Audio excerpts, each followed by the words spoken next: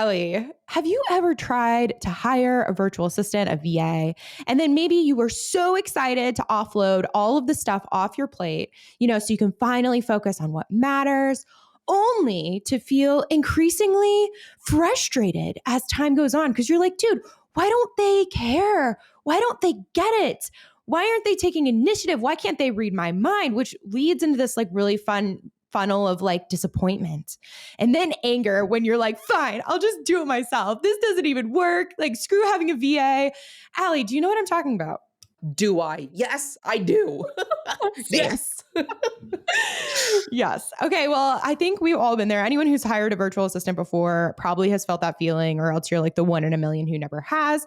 So the reason why we're doing the show today is because we're going to dig into some of the things that Allie and I have learned over the years that we implemented to try to alleviate some of those feelings of frustration, disappointment, anger, all of the things. And just so you know, over the past 6 years that I've been in real estate, I've had many assistants in person and virtual. And before that, I was 6 years in the military, leading soldiers in the Army. So that is where some of these things came from.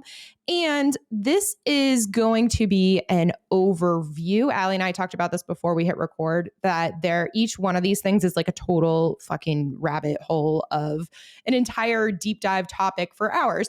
So as we go through, if there's anything you, magical listeners, or Allie, magical human, want to go deeper into, then we will do that later. At a later date. Not that sound this good? one. The next one. Not this one. Yes. Exactly. Welcome to the Agent Goldmine, the only podcast in the world specifically for real estate agents who are stuck at 5 transactions a year to help them get to 20 plus. Your hosts, Allie Garced and Shelby Johnson, 2 eXp icon agents, each do over 40 transactions a year and interview others who are crushing it. In this podcast, you'll receive the knowledge to help you scale your business using systems and processes with our interviews and monologues twice a week. If you want to be a part of our community, reach out. Welcome to the show. In the past, you guys know that we've talked about hiring virtual assistants, but specifically transaction coordinators, which is one of the episodes. I should look it up. I meant to do that before hitting record, but it's Monday. But that other episode is specifically about hiring a transaction coordinator. Lots of the same lessons apply. Like, we talked about where to find them. We talked about the hiring process, red flags, the whole nine. So make sure you go and check out that episode as well. Today, though, the show for today, we are acting as if you've already got them. You have hired them. Yay. Congratulations. You've picked your virtual assistant. And we are going to talk about 2 different things from this point of, yay, I just hired them. We are going to talk about the intro to working together, which is the first 30 days in my mind. And then we are going to talk about what I made up to call the groove. When you're like in the groove, which is like the 30, 60, 90 day process, and then quarterly forever thereafter, hypothetically. Episode 111, how to hire a transaction coordinator step by step. So if you haven't checked that one out yet, Shelby tells you how to hire step by freaking step. So watch that one because you need a TC.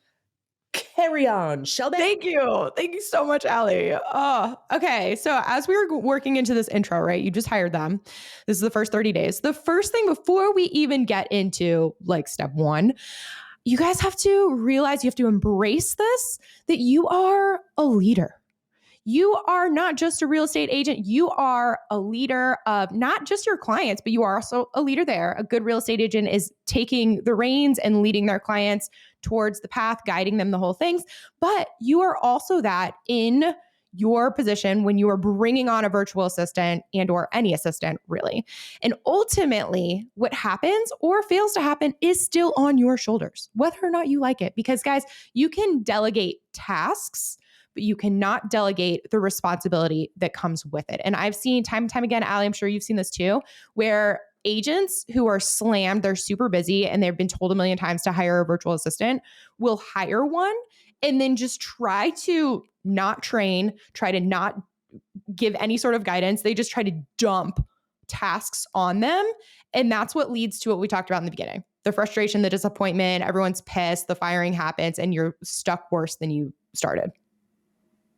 It happens I feel like that probably happens 99% of the time that with your first hire, because you just don't know yet. If you've never had a leadership position, if you've never had a younger sibling that you've had to like watch out for, if you've never had anybody in that type of, I don't know, if you've never been in that position, it's impossible. And so don't be hard on yourself, but take these lessons and implement it so that way you don't fuck up your first time or third. Or 16th. Yeah.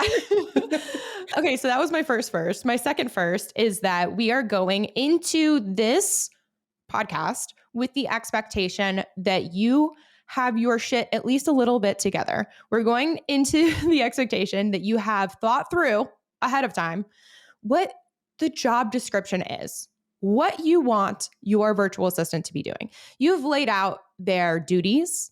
You have basic checklists of what you expect them to do. And you are not doing the example that I just said where you are like, hey, I need someone to do my social media. And you hire someone and then that's all you tell them. You're like, I'm in real estate, do my social media. Guys, that's not enough. That is not enough. You are the problem in this case. So anyway, that's what the other thing that we've gone in with this expectation that you've already fleshed out what you want them to do, which actually, Allie, this could be another good episode in the future. And listeners, let us know if you like this idea too, where I do have agents often ask us, well, I want to hire a virtual assistant. What should I have them do? So we could, in another class, go through a bunch of options. Class. Oh, I called it a class. This was a podcast. We are in session. Phones away. I was here. Yeah, we could do that another day of like literally what you can hire virtual assistants to do. Ideas and our like fleshed out processes that we okay. I'm like a chain smoker these days. Okay. No, but real sidebar real quick. You remember that game that was like Never Have I Ever and you like had fingers or whatever? I still play that shit now. What do you mean? You're 12. Wow. Well, my trump card always used to be that I've never smoked a cigarette. And to this day, I've never even tried one of those. I mean, I'll smoke some other stuff, you know what I'm saying? She's kidding. For all the attorneys out there, she's kidding. Right, I would never. I literally have an entire podcast where I talk about psychedelics, but I would never smoke anything. Not your lungs. Don't damage your lungs. Yeah, of course. Anyway, bringing it back. Wow. So you have your job for them fleshed out, because if you are in those moments where you are pissed or frustrated, you always have to ask yourself first, do they know their job? Honestly, do they know the standards of that job? And have I trained them? Because all of those are your responsibilities. And if you haven't done those things, then you cannot be mad at someone else for not performing the way that you dreamed, or you didn't even dream. You just, because you didn't think about it. But anyway, now that I have laid these groundwork rules, we are entering into the first, because you just hired them. Very exciting. We're entering into that intro. So this is the first 30 days of you and your virtual assistant working together. And you have to brace yourself, because it is a lot of time, it is a lot of energy, and it's a lot of patience up front. Because another myth that we're about to bust here is that virtual assistants will immediately take off so much off your plate. And that can be true, except for the immediate part, because you have to train them. There is an integration process. And after if you've successfully done that, then yes, they are amazing and they do take so much off your plate. Okay. Questions before we jump in, Allie? Or comments? Just a statement. This all requires, I want to just reiterate the amount of clarity you need in order to before you even hire the assistant. What are you doing right now that is a waste of your time that someone else could spend all day, every day doing? Like what is somewhat of a money-making activity, but that's not client facing, that, you're the one selling, but what are some events or activities that lead up to that booked call or that booked appointment that you want someone else to 2x, 3x, 4x that you just don't want to do? So that like all of this requires a lot of nitty-gritty work, a lot of it being like auditing your entire fucking day. Like what's the worst day of the week? Audit that day and look at all the activities that you're doing that you don't want to do that someone else can do better. So it's not a matter of just like, oh, I have a lot of stuff on my plate, so let me just hire someone else. And as I think of stuff, I'll throw at them. that's not going to work. Trust me how I know. So you have to put a lot of effort up front, dude. You have to be like, okay, this exact thing, I want them to be in my DM saying this exact script or whatever it is that you want. But you just have to be so granular here. So I don't want you guys to like overlook that step. Carry on. Totally. Which again, this is, we've decided now, Allie, that this should be a whole class on what to have them do and some examples of what we have them do in our processes for them running those plays. But yeah, we'll do that. Okay. Bringing it back. So during your interview process, which this is one of the tools that I'm uploading into the Goldmine. So go to theagentgoldmine.com if you want our free tools for all of this. But the step one that you've already completed is your interview process for your new virtual assistant. I literally have step one interview and I have like it all laid out. But during this time, you are getting to know them and you're sharing a little bit about yourself. But yeah, I'm not going to dig into that. So because you guys are going to have it. So now we are on step two, which is when you've already made that hire and you are having this initial meeting with them, like, yay, oh my gosh, we're doing it. I'm so excited to have you on board. Now I am here to give you the expectations of looking ahead so you know what to expect, you know what you to expect from me, you know what I expect from you, and what our next, especially 30-day chunk will look like, and then an overview of what looks like after that. So I'm like, oh, you guys know I get excited, but literally your energy sets the stage. Are you excited to work together? They're not working for you, although technically they are, but like the impression that you're giving is that I can't wait to work together, to build and grow together. Because I'm going to touch on this later, but one of the most important things that you can do with talent, which we'll also talk about identifying talent, but is you have to give them a vision to grow into, or they will get bored and leave and look for it elsewhere. So if you paint them this vision and be excited and be fun to work with, then it is going to set the stage for a healthy, amazing working relationship. So you're meeting with them, you're going to share your story, because to this point, maybe you did, maybe you didn't, but make sure they understand your story and you understand your business and your vision for the future, like I talked about. Also explain key players within your business. So, hey, this person does this person does all the stuff, and give them their top goal. Because guys, Allie and I have both royally fucked this up, and you will too if you don't listen, is that a lot of times, even though you fleshed out all those duties, those roles that you want them to do, and what we have done in the past is you dump them all on the VA at once. You're like, hey, here's this giant, I fleshed it out. Here you go. Now do all the things.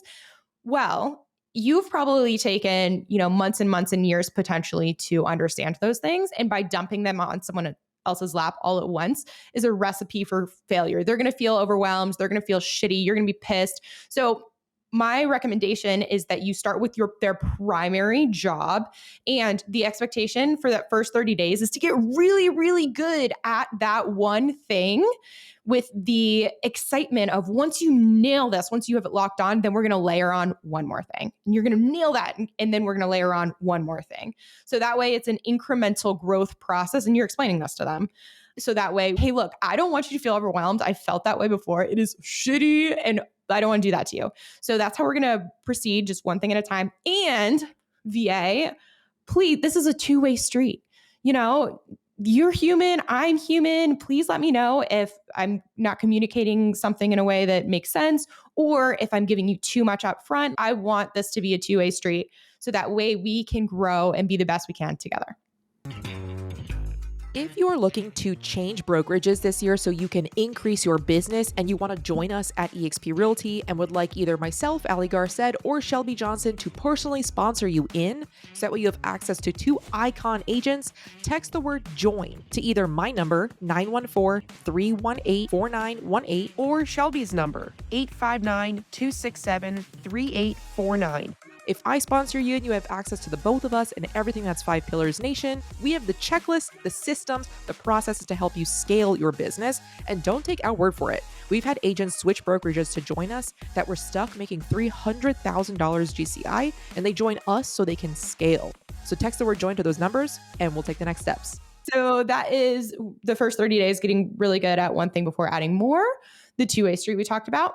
And then Next is getting them set up. So after you have this initial with them where you've gone over their job, you've given their one thing, you're going to give them, like I said, the setup. So any access that need, hey, this is how we communicate. This is when we communicate. Then go over kind of your schedule, what to expect. So after this, I almost called you Cheska. So Cheska is my virtual assistant. She's amazing. And actually she, for my birthday, got me this Swifty giant like water bottle. It's so cute. Nice. I love her. I love that. But anyway, so the expectation, Allie, not Cheska, is that after this, I'm going to send you a little bit of homework, which is in my new team member questionnaire, because I want to get some more fun information on you. And then expect that we will talk every single day. And by the way, just so for my virtual assistants, she lets me know when she like logs in, and then at the end of the day gives me a summary of the tasks she's completed, the tasks that are still work in progress, and then tasks of my due outs. Because a lot of times like she'll get stuck on her tasks because she needs X, Y, and Z, or she needs access, or she needs whatever. So that's how, at a minimum, we're talking those 2 touch points, but we also talk frequently throughout the day through WhatsApp, whether it be messages or voice messages. If she has questions, get stuck, or I give tasks or whatever. So that's the expectation. This is open communication. Also, in the beginning, we are going to have lots of training on the calendar. So before you even get into this meeting where oh my gosh, you, leader, because you are the leader, have already looked at the task list and looked at your calendar and blocked times to train on applicable tasks. If you don't already have it so spelled out and so dummy proofed, basically, with training videos, et cetera, which if this is your first hire, you probably don't. But pro fucking tip, guys, is that when you are training them, you put this on the calendar, record it, because you can record it to show it, for them to refer back to. But if they're not the right fit, next hire, you already have it recorded and you right there. So definitely fucking record that and add it to your own system as you go. Yes. Okay. To clarify, Yes. you're at a minimum, the touch point of the due outs, what she's waiting on you for. How do you communicate with her? Is it on WhatsApp as well? It's on WhatsApp. Yeah. Okay. There was another question that I had and I forgot it. So keep going. That's okay. That's weird. We're not done yet. So you have time to remember. So you are going into this with, hey, here are your upcoming training dates. This is what we're going to be discussing at these times. You're going to record it as you go for yourself, for her, and for him, for the next potential VA. And then also in the beginning, which I still do this, is a weekly sync. So a recurring meeting on the calendar every single week where it's on Zoom, where we get to talk, not just message, but actually talk. And I get to look her in the face and say, how are you doing today? How are you actually doing today? What is frustrating you? What is overwhelming you? Are you all good? And then she has the chance of being like, hey, I tried to communicate this to you over WhatsApp, but it didn't come through. In order for me to do my job, I need X, Y, and Z.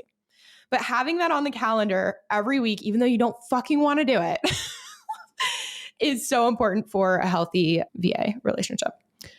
Okay. And then also, so that's the expectation for weekly. And then I'm also given the expectation of on the 30-day mark, the 60-day mark, and the 90-day mark, we are going to be doing reviews, which are literally just me saying, hey, these are the things that I think you're doing really well. Here are the things for you to improve on. And then we check in with your personal goals and your professional goals. And we're going to do that 30, 60, 90, which I'll get into in just a minute.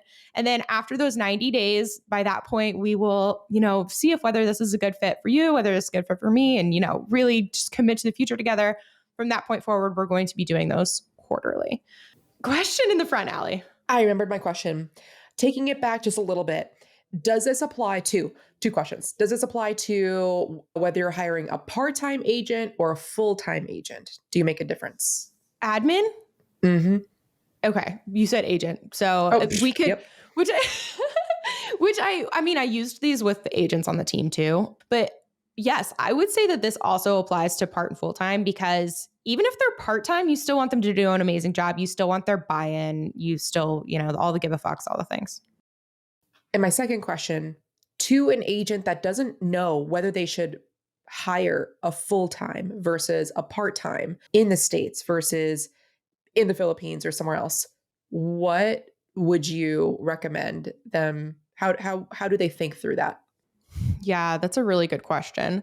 So I think it really depends on shit, man, a lot of things. So with one of the reasons why I went full time out the gate with this last hire is because one, I don't like sharing.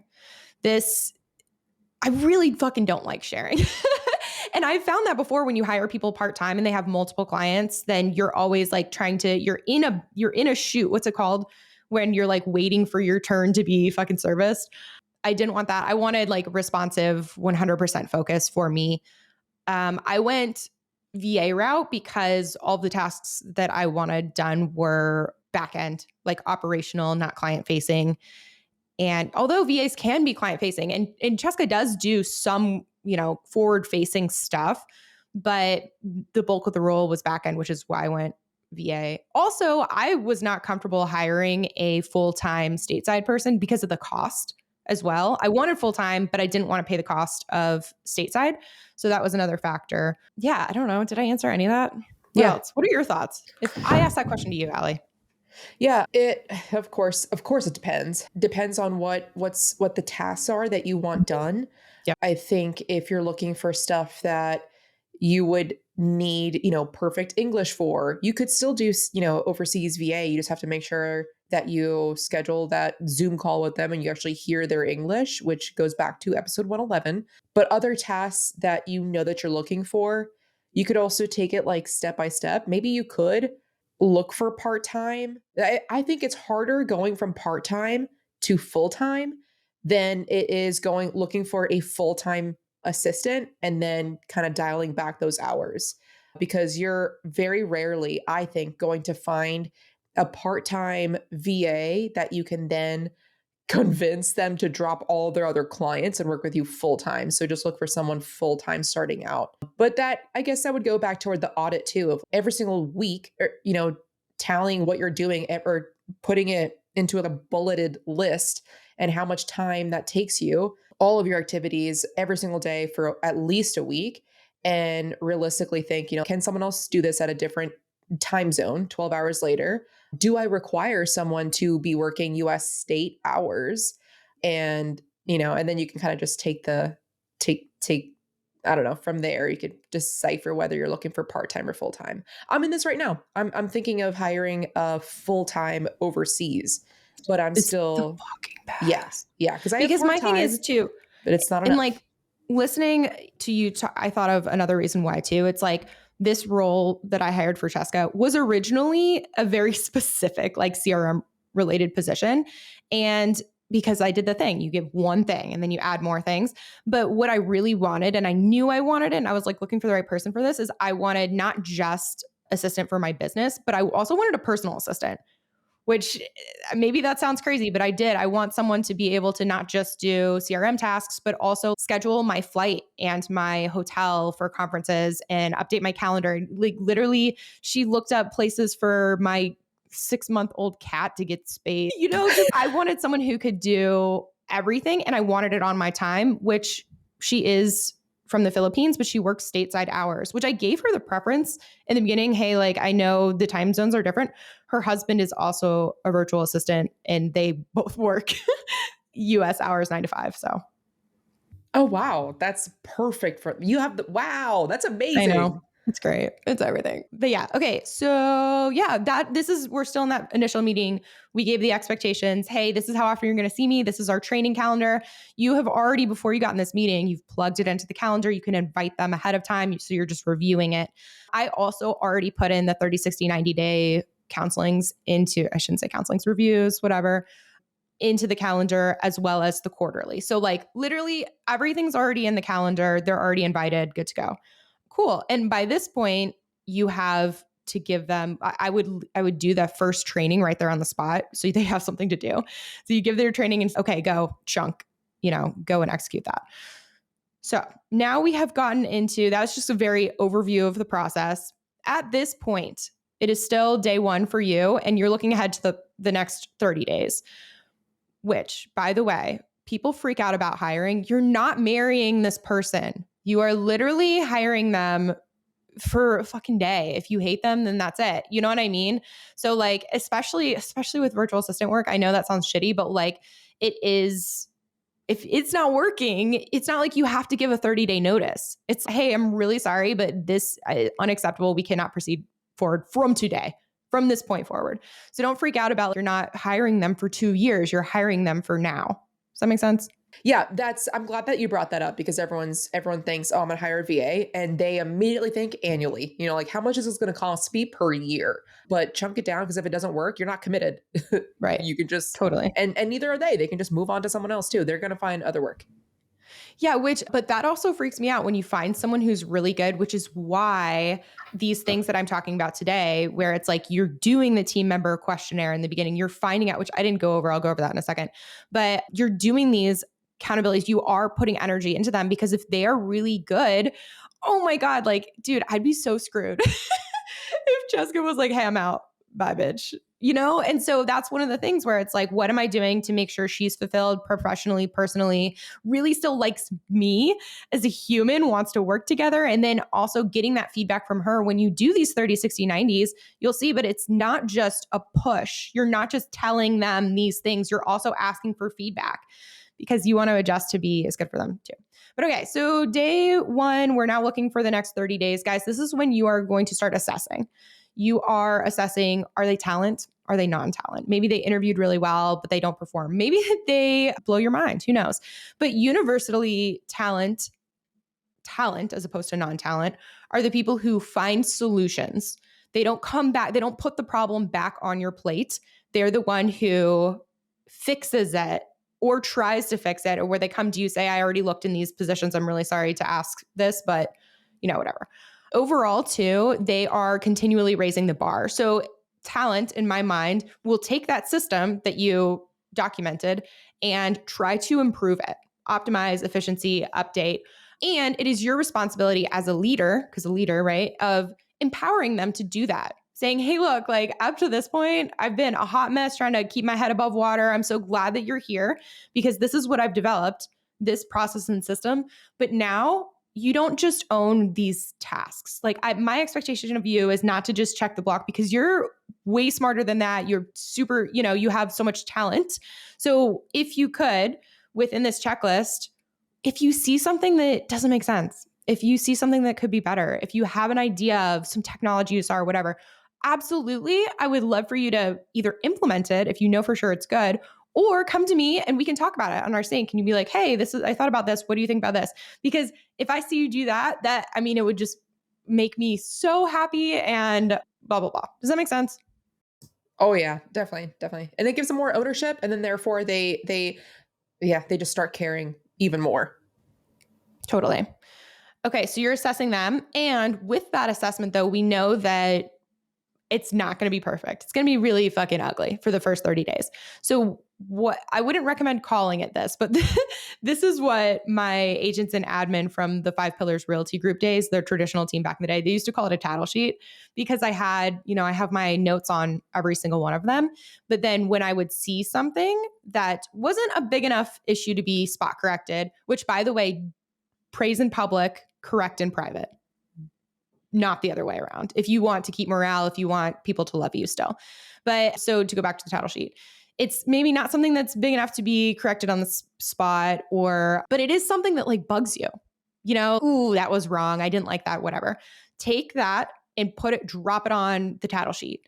And what you're not just saying, I didn't like how this person responded. You are literally saying on April 1st at 9:50 p.m. when replying to EXP's transaction services, this specifically happened, because you will not remember when it comes to day 29 and you have your 30-day review tomorrow and you're sitting there and you're trying to come up with the 3 things that you want them to approve on in the next 30 days. And all you can think of is, man, I'm pretty sure I didn't like how they replied to emails. Because the next day when you're sitting with them and you're like, Allie, you should get better at replying at emails. They're going to look at you. Okay, yeah, I'll try to be better. What the fuck does that mean? What do you mean? What do you want from me specific? So having a specific place to dump your notes for feedback. And it's not just bad. It's also good. You saw Allie solve a problem in a way that you were really surprised about or whatever, fuck yeah, put that on the title sheet, because then you can be like, hey, Allie, I watched you do this. It blew my mind. It was amazing. Thank you. Now, Allie, how do you feel? I'm like, hell yeah, I'm going to do it again. Fuck yeah, I'm gonna do it again. Exactly. But the devil is in the details, and being specific in both your praise and in your correction is a recipe for success. That's the title sheet. So now, Allie, any questions right now? I'm about to go into the 30-day unless you have questions. No questions. No questions. Okay. So at this point, you're trained them. You are giving these daily, weekly feedback. You have your title sheet where you're collecting sustains and improves for their performance. Now it is day 30 and you are so excited to have your very first 30-day review. If you are looking to change brokerages this year so you can increase your business and you want to join us at eXp Realty and would like either myself, Allie Garced, or Shelby Johnson to personally sponsor you in, so that way you have access to 2 icon agents, text the word JOIN to either my number, 914-318-4918, or Shelby's number, 859-267-3849. If I sponsor you and you have access to the both of us and everything that's 5 Pillars Nation, we have the checklist, the systems, the processes to help you scale your business. And don't take our word for it. We've had agents switch brokerages to join us that were stuck making $300,000 GCI, and they join us so they can scale. So text the word JOIN to those numbers and we'll take the next steps. Now it is day 30 and you are so excited to have your very first 30-day review. And at this point, and by the way, guys, I have all of these documents laid out for you. It's in the Agent Goldmine. Every fucking one of these things is a checklist, a cheat sheet, a template for you. So for the literally examples for 30, 60, 90, and quarterly. But yeah, so when you come to this 30-day review, which you've already had on the calendar, and you're like, oh my God, 30 days, we did it. This is so exciting. Awesome. Okay, so the way these things work is I'm going to start out with 3 things, which it can be 3, it can be a little more, but you don't want a whole list. You really want to try to condense it into your main things, because if it's too much, just too many words in an email, what's the little Gen Z thing? Too many words didn't read or whatever. Too long, didn't read. TLDR. Yeah. Thank you. Yeah. So the same rule applies for this. But you're like, okay, I'm going to talk about some things that you did really well over these first 30 days, some things that we can improve on over the next 30 days. And then we're going to check in about your goals and the way ahead. So we're all on the same page. Sound good? Sounds great. And at this point, I'm so sorry, listeners, I'm a little all over the place today. I do want to, because you're like, how do I know about their personal goals? How do I fucking know, right? Well, this goes back to that homework. After that very first day 1 where I was like, oh my God, welcome. Here's what to expect. I'm going to give you a little homework, our little new team member questionnaire. So I'm going to go back to that real quick. This is something that I send out right after that first time I ever talked to them, with the deadline of, hey, give this back to me within 24 hours. On this questionnaire, which I've uploaded into the Goldmine, it is things literally I've literally asked for 3 personal goals. I'm pretty vague. I want to know what their personal goals are. I want to know what their professional goals are. Jessica, I don't know if she did this to butter me up, but it works. She's one of my professional goals is to establish a long-term great relationship with you. She came to me and was I want a long-term relationship with a client. And I was like, yes, that's what I want. So nice. I also never leave. Yeah. But yeah. And then I also straight up ask income goals. I want to know what their goals are financially. So see how we can compensate or become creative with X, Y, and Z. It also has their partner's name, occupation, their anniversary, birth date, favorite dessert, years in the industry. And then I really like this one where it says 3 strengths and 3 weaknesses. I think that's very insightful. What's the name of this form again that you're on? This is the new team member questionnaire. It's just questionnaire though. Got it. Okay. So that's what you can search for in the gold mine. Okay. Got it. Exactly. And the gold mine is right there. And then I also ask things like hobbies, favorite book, movie, color, music. What are some of your dreams? What's your biggest fear in life? I know these sound ridiculous and they're probably like, this bitch is crazy because it's day 1, but I want to know. And then it's so helpful because on her birthday, one of her hobbies, or I forget what it was, but things she loves is what she called pamper time, which I thought was really cute, but it's basically spa, kind of day type of thing. And then her favorite color was like rose gold. So how easy was it to hop on Amazon and find like one of those like Amazon boxes, like a pamper box in the rose gold, and you send it to her. And then it's like, oh my God, this person cares about me more, you know, than just, this is a relationship, you know, the whole thing, you know, Allie. Yeah, that's awesome. Okay. But anyway, that's another thing because you are a leader. You put that shit on the calendar, plan accordingly, make them feel special, you know, all the things, this is kind of funny because obviously results are the forefront because you are hiring someone for a role to execute, to do. But I think that is like the fucking given. It's this other stuff that people overlook all the time about genuinely caring and showing appreciation and all of those things that make that hire go from this is a job to I fucking love being here. I can see myself. I don't, you know, like I believe in the vision and I would bend over backwards to do anything for this. Does that make sense? Yeah. Oh, 100%. Okay. Okay, perfect. So now we're back. We're back on the 30-day review. So sustains, you know, maybe it's work ethic, team player, desire to learn and grow, whatever. These are literally, the examples will have exactly what I put for sustains and then also improvement. Then goal check is where do we want to be in the next, 30 days for both personal, professional. Basically, yeah, you're going to align the goals with the goals that you said in the questionnaire that you guys have discussed. That makes sense, right? I hope Yes, it does. Okay, cool. And then the way ahead for the next 30 days. And for the way ahead, I normally say things like, okay, you accomplished this first big priority within your duty here. This next 30 days, our goal is to get you expert level on this and this and to whatever. Does that make sense? Now, at this point, as you're doing the 30-day review, how much more, if you have hired someone to do, one specific task or maybe two specific tasks, up until this 30-day review, have you stayed in that just two tasks, or have you added on some stuff so where you cover that in the 30-day? It depends on the pace in which the hire is moving.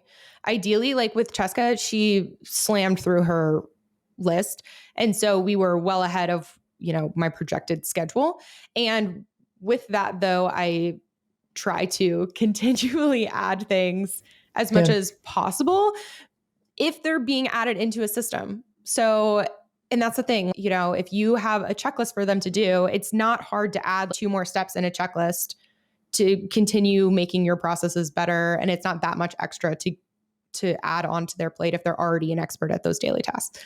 Am I making sense again? Yeah. So then have you ever come across, and I have a feeling your answer is no, because you butter them up and you love on them so much, but have you ever come across, you do, like you love them.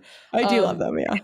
Have you ever come across where at this 30-day or 90-day review, they're just like, they tell you that the amount of stuff that they're working on now differed from the original job description? Oh, Cheska told me that. Okay. Straight up. Okay, perfect. How did you handle that? How did you say it, and how did you handle that? This was not at the 30-day mark. This was probably like the 90 or maybe the first quarter where isn't it funny how this was the original job and then this is different? And I was like, yeah, it's so funny. How did I handle that? I asked, I was like, is it too much? Are you feeling overwhelmed or whatever? And she was not. And I think the difference also comes from the fact that she had, and this was circumstantial, but was receiving far more money than what she expected to receive because I hired her through one of those third-party virtual assistant offices that was taking a large cut from her pay and then not, they tell you, they're like, oh, well, you get a supervisor and they're going to create the SOPs for you and all that stuff. But it wasn't like that. The supervisor barely showed up. Like Cheska was on her shit. And I was like, dude, I asked her, how much are you getting? What are they doing for you in the back end? And ultimately, do you have a contract with them? It sounds so bad. Because I was like, dude, I don't need them. I would rather that entire amount go to you.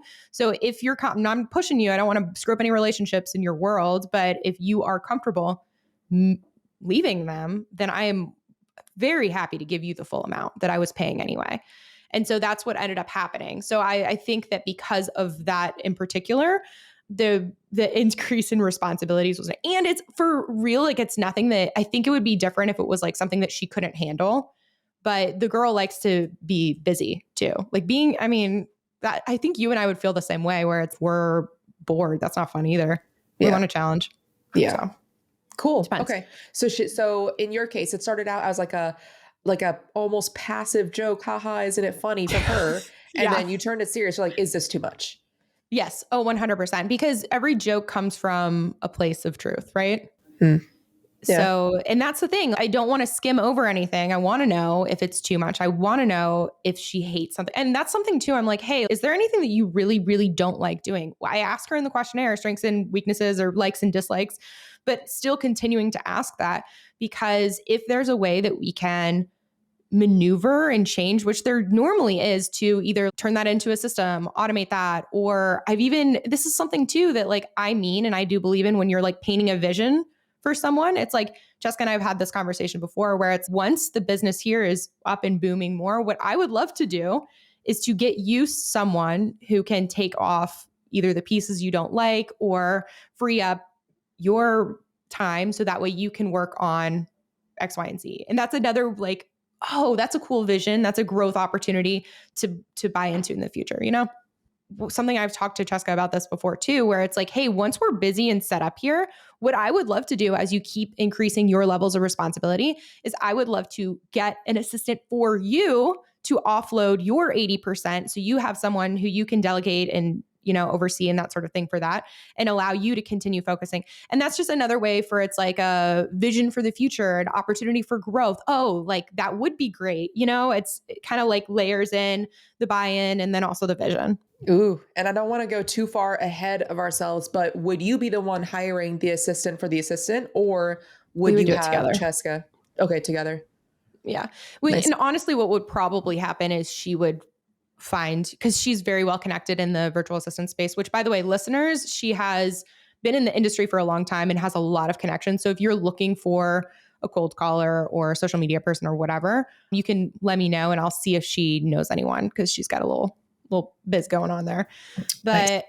okay, what was I going to say? Oh, what I would probably do, because of all of her connections, is I would be like, hey, look, this is what I'm thinking. What do you think? We would flesh out what the duty would look like. And then I would say, okay, based on your connections, if you want, go find one or two people who you think might be a good fit. And then you can pre-screen and interview and all of the things. And then I can come on and we'll do it together and make a decision together. Nice. Okay, cool. Yeah. Okay. So that's 30, 60, 90s we went through. Okay. And then the last part on this, the 30-day review, is I always at the end talk about, okay, now we just talked about you. Things are doing well. Things for you to improve. Now it's my turn. I want to continue to improve. I want this to be like an amazing place for you to work and experience and all of that stuff. So I would love, you know, within the next 24 hours, if you know off the top of your head, perfect. We can talk about it right now. Things that you like and things that you don't like. But if you need some time to think about it, that's okay too. Within the next 24 hours, your homework is for at least 3 things that you like and 3 things that you would like to be improved in the future. And then That's smart. Get the feedback. That's smart. Okay. And if you guys are like, man, I don't know what to put on 30-day, this has happened in the past, which is why this exists. But on the like sustains and improves, how to condense it into like short little nuggets, there is a word bank for the reviews that I created a long time ago, which is also in the Goldmine. So you can literally, based on each category, you can find, copy and paste and use it in your own 30, 60, 90. I think that's basically it. This episode alone has 1, 2, 3, 4, 5 Word docs. A lot. Or is it, yeah, I think it's 5. Okay. So viewers, as you go into the Goldmine, look for all 5. There are 5. There are 5. Yeah. Cool. Okay. The last thing that I was going to talk about today, because after you do the 30-day, you're going to do the same process with the 60, the 90, and it is the same process for quarterly. Oh, I did. There's at least 6, because I also threw in an annual review template. I'm not going to go over today because we're already at a lot of minutes, but that one is more in depth to review the year prior, think about the year ahead, all the things. But some quick tips for communicating, because all of this comes back to communication. So much of it is having communication where you're not offending someone, where they're going to hear potentially something negative and leave with a smile on their face, right? Okay, which I got all of these from How to Win Friends and Influence People, but there's some of my favorites. So when you are going into any conversation, begin with praise and honest appreciation. Before you're jumping in, hey, Allie, I fucking hate how you said that email. Hey, Allie, I love that you're all over the emails. It's been such a weight off my shoulder just knowing that you're in there and able to take on to that. But when it comes to the specific thing, I noticed this. Is it possible for X, Y, and Z? Do you see how it's kind of a different conversation when you start with the praise and appreciation? Oh yeah. Yeah. Makes me feel good. And then I'm like, oh yeah, you're right. I could have done that this way. Totally.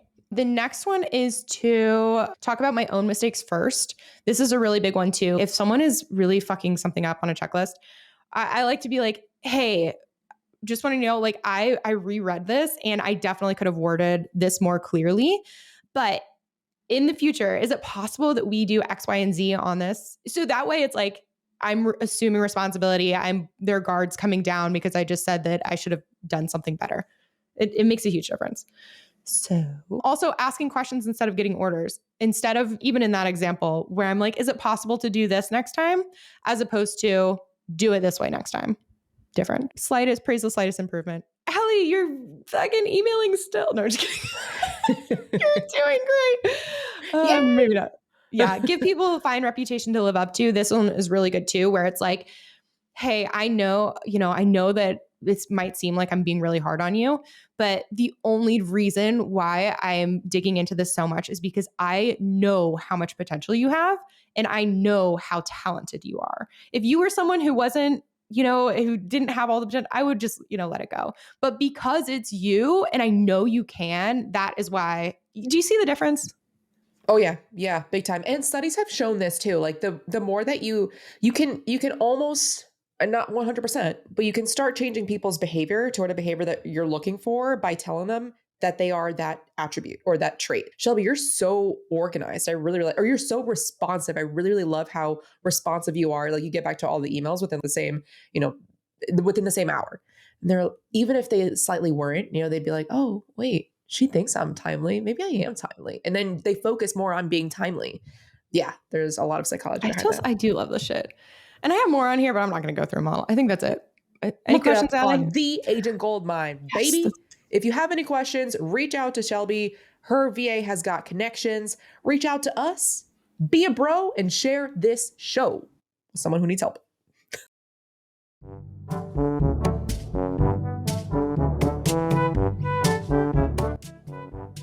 And Allie wrote something, which is why I'm pausing to let her. One eternity later. I always just give little pauses in case Allie wants to jump in at all, but she did a big thumbs up. She gave me a thumbs up. Yeah. She's like, keep going. I have nothing to add there. Yeah, everything you said. Yeah.